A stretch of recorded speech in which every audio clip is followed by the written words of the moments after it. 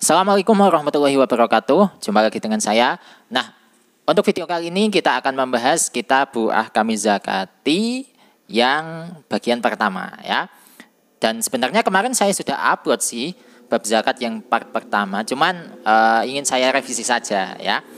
Jadi langsung saja kita mulai. A'udzubillahi minasyaitonirrajim. Bismillahirrahmanirrahim. Qala al-musannifu rahimahullah ta'ala wa nafa'ana bihi wa bi ulumihi wa bi ulumi sa'iri salihina wa bi ulumi masyayikhina fid dharaini amin ya rabbal alamin. Kitab Ahkami Zakati ini merupakan kitab yang membahas mengenai hukum-hukum zakat. Ya. Maksudnya ya bukan hukumnya, kalau hukum zakat ya wajib, cuman untuk mafhumnya atau kalau bahasannya. Pokok segala hal yang berkaitan dengan zakat gitu ya.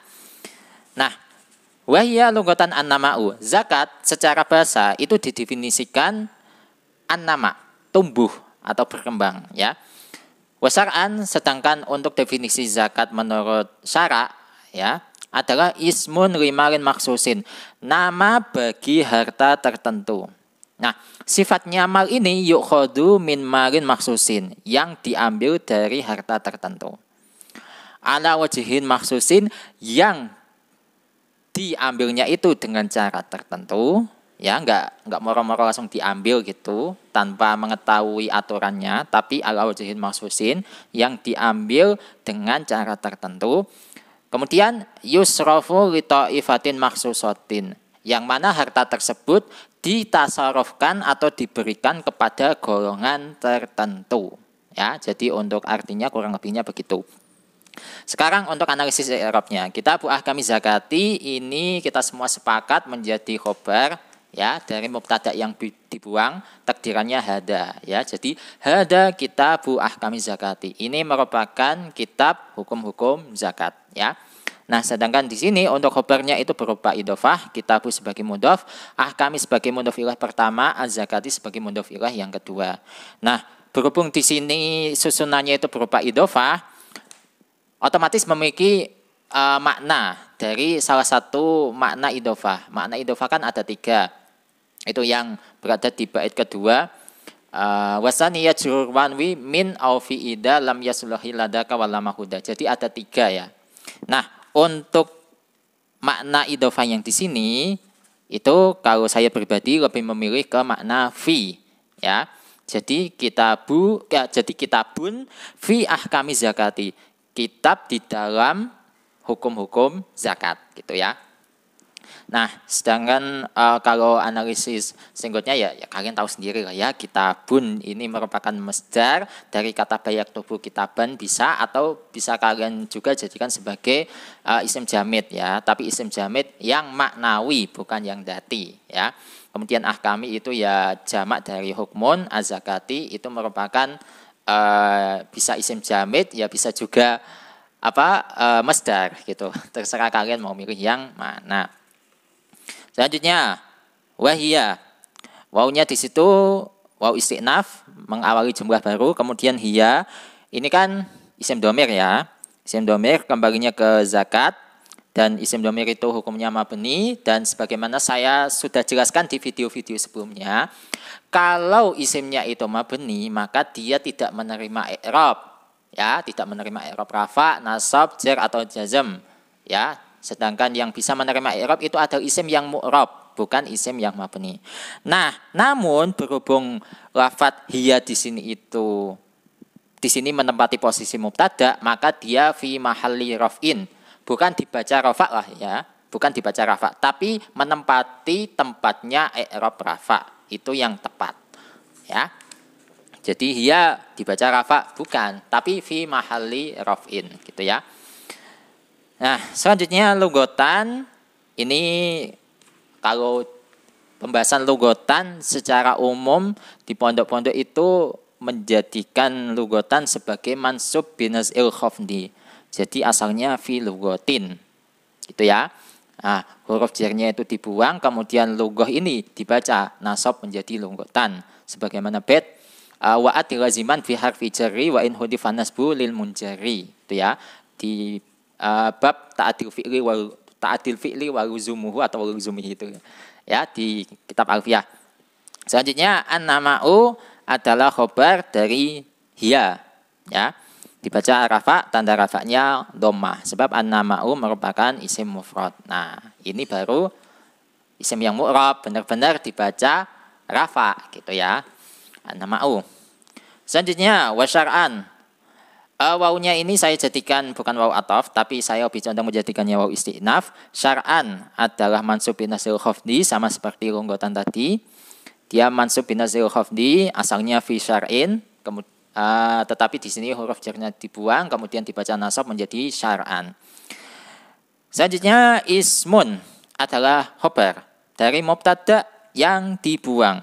Wa syar'an ay wahya syar'an ismun limarin maksusin gitu ya. Jadi membuang mubtada, takdirannya hiya. Nah, ismun ini menjadi khobar dari mubtada yang dibuang, dibaca rafa, tanda rafanya dhammah sebab ismun merupakan isim mufrad, mu'rab ya. Tuh.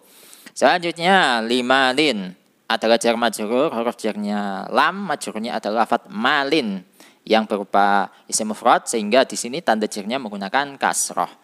Gitu ya. Maksusin menjadi sifat atau naat dari lafadz malin. Di situ sama-sama dibaca jar, sama-sama menunjukkan mundakar, sama-sama mufrad dan sama-sama nakiroh. Ya, sudah 4 ya. Sudah 4. Itu dan maksusin senggotnya ya kalian tahu sendiri lah ya, isim maf'ul dari khoso ya husu. Selanjutnya yu'khodu. Nah, ini yu'khodu ini kalau menurut saya pribadi itu saya jadikan sebagai sifat atau naat dari lafadz malin gitu. Jadi sifat yang berupa jumlah fi'liyah ya di sini. Jadi ismun nama limarin bagi harta maksusin yang tertentu. Maksusin kan sifat dari marin. Nah, kemudian sifatnya mal tadi itu yu'khodu min marin maksusin yang diambil dari harta tertentu. Itu ya. Jadi gitu, yu'khodu. Yu'khodu itu menjadi sifat atau naat dari lafadz marin, yaitu naat yang berupa jumlah. Dan sebagaimana kita tahu, yu'khodu ini kan tadi jumlah ya. Sedangkan malin itu merupakan isim nakiroh. Jumlah yang terletak setelah isim nakiroh nggak harus langsung ya, nggak harus bertemu langsung, tapi bisa dipisah. Contohnya seperti ini. Jadi jumlah yang terletak setelah isim nakiroh itu berposisi sebagai sifat atau naat, sama seperti ini. Nah, kalau kita preteli satu persatu lah ya, kita analisis. Yu'khodu ini kan fi'il mudhari', dibaca rafa, tapi dia mabni majhul. Asalnya itu akhoda ya'khudu. Cuman di sini di mabni majhul kan menjadi yu'khodu, ya. Nah, yang namanya fi'il yang mabni majhul itu membutuhkan naibul fa'il. Naibul fa'ilnya mana? Naibul fa'ilnya adalah dhamir mustaqdir, takdirannya huwa, dan huwa ini kembali ke mal, kembali ke harta. Gitu ya. Min malin maksusin, jar majrur, huruf jarnya min, majrurnya adalah lafadz malin, ya. Yang maksusin nanti ya. Min malin, jar majrur, huruf jarnya min, majrurnya adalah lafadz malin. Tuh jelas. Maksusin menjadi sifat atau naat dari lafadz malin. Sama-sama dibaca jar, sama-sama nakiroh, sama-sama mufrad, dan sama-sama menunjukkan apa yang belum. Mudakar ya, itu. Kemudian ala wajhin maksusin. Nah, ini juga menjadi sifat atau naat dari malin. Jadi harta yang diambilnya itu dengan cara tertentu, ya. Yu'khodu min malin maksusin ala wajhin maksusin, yang diambilnya itu dengan cara tertentu. Nah, ini juga pernah saya bahas sih.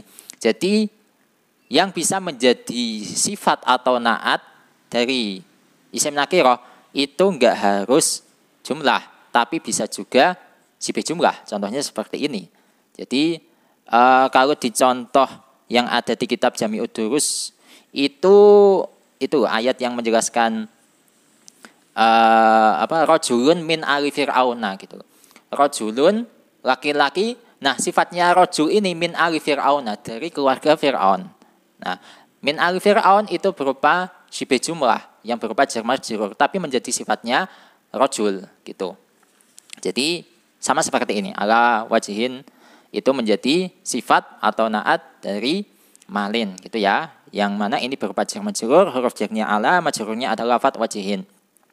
Maksusin menjadi sifat atau naat dari wajhin ya. Kemudian yusrafu. Nah, ini juga menjadi sifat lagi. Sifat yang ketiga dari malin. Sifat bukan ketiga loh ya. Pertama kan maksusin. Kemudian yang kedua yukhodu. Kemudian yang ketiga ala wajhin. Yang keempat yusrafu. Nah, harta tertentu yang ditasarufkan kepada golongan tertentu. Jadi menjadi sifat yang keempat dari malin. Malin yang pertama ya, berupa jumlah fi'liyah. Nah, kalau kita perjelas satu persatu, yusrafu ini adalah fi'il mudhari' yang mabni majhul. Ya, dibaca rafa, tanda rafa'nya dhamma. Sebab fi'il mudhari'nya ini tidak diawali amil nasab ataupun amil jazm. Ya. Nah, berhubung di sini adalah fi'il mudhari' yang mabni majhul, membutuhkan naibu fa'il. Naibu fa'ilnya adalah dhamir mustatir, takdirannya huwa, dan huwa ini kembali ke mal, gitu ya.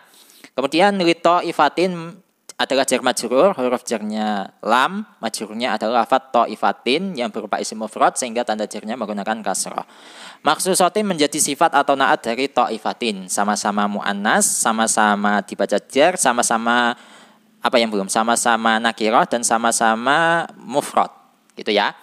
Nah, jadi kurang lebihnya seperti itu. Wallahu a'lam bishawab. Jika ada pertanyaan, tulis di kolom komentar. Oke. Nah, sekian dulu dan insya Allah untuk bagian yang kedua akan kita bahas di video, ya nggak harus langsung setelah ini ya, tapi di video selanjutnya. Wassalamualaikum warahmatullahi wabarakatuh.